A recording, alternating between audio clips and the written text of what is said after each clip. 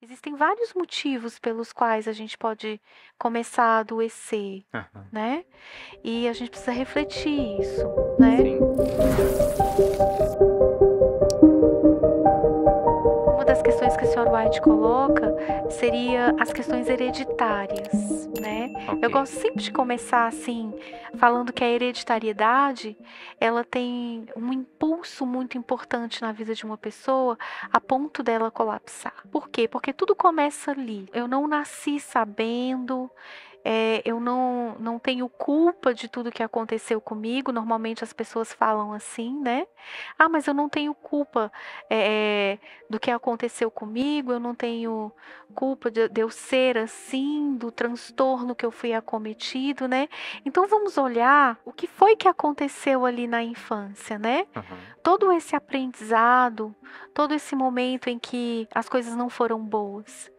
A gente tem ali várias histórias de pessoas que elas tiveram infâncias, no momento da infância, momentos muito difíceis, em que no lar existia já um confronto e um conflito consigo mesmas, com os pais. Então o que que acontece? Essas experiências da infância, elas vão trazendo para o sujeito, para a pessoa, estragos Ok. mentais. Alguma coisa não vai ficando boa emocionalmente, Certo. entende?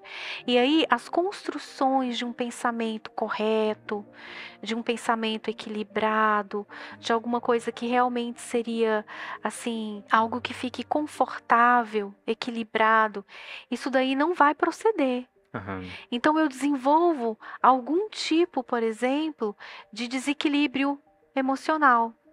E aí eu vou caminhando. Normalmente não se dá ouvidos a isso, Sim. principalmente na vida de uma criança. Sim. Veja só, eu não posso, por exemplo, fazer um diagnóstico, né, fechar um diagnóstico para uma criança até determinada idade. Hum.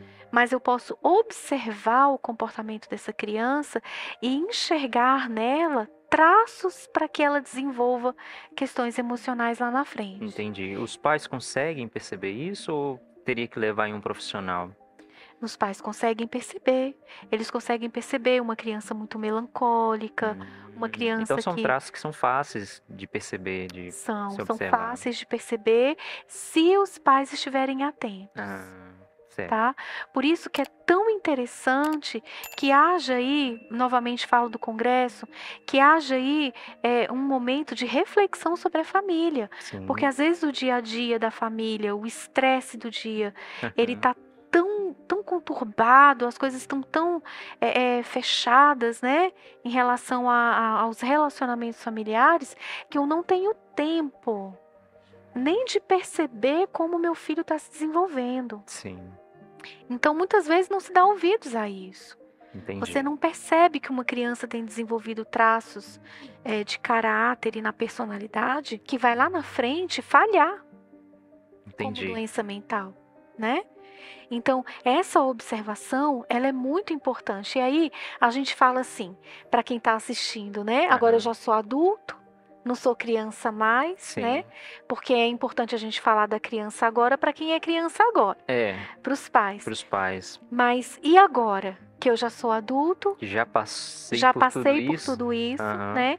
Então agora eu preciso dar um giro ali atrás, né? E observar o que está acontecendo, o que foi que aconteceu. Né? A senhora White fala que a gente precisa olhar o passado, pegar o passado como nosso amigo. Olha que Né? interessante. Eu preciso retomar o passado, mas como se ele fosse meu amigo. Interessante. Por quê? Porque eu vou olhar as coisas que aconteceram lá atrás Aham. para corrigir os erros de hoje, né? E essa correção, ela tem que ser baseada nos princípios de Deus, porque Sim. se eu agir tentando corrigir com o mesmo padrão da sociedade, um Sim. padrão secular, eu vou Uhum. errar de novo. Entendi. Né? Então eu vou dar aquela olhada lá atrás, no passado, e vou observar o que é que sempre me incomodou, né? O Sim. que é que ficou errado? Como é? Por que as coisas saíram daquele jeito? Por que os meus pais falaram assim?